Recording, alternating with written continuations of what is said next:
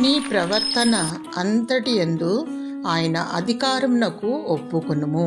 సామెతలు 3:6. నిన్ను నీవు ప్రభు చేతిలో పెట్టుకొనుము. సజీవయాగముగా నీ ప్రాణ ఆత్మ దేహములను ఆయనకు సమర్పించుకొనుము.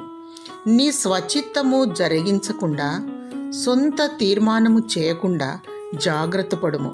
ప్రతి విషయమందు దేవుని అనుమతిని కోరుకో.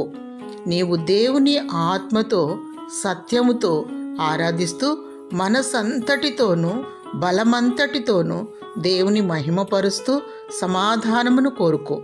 జీవము గల దేవుని ఎదుట నీ ప్రవర్తన సరిచేసుకొనుము. ప్రభువైన యేసుక్రీస్తు నీకు అధికారిగా, యజమానిగా మరియు ప్రధాన కాపరిగా నీకు తోడయుండి నిన్ను జీవపు బాటలో నడిపించును.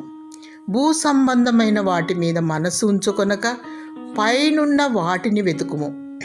ప్రభువు రాకడ వరకు సత్యవాక్యమును చేపట్టి వేచి ఉండుము. దేవుని అధికారమునకు లోబడి ఓర్పుతో విజయమును సాధించుము. దేవుడు నిన్ను పరలోకపు దీవెనలతో నింపునుగాక.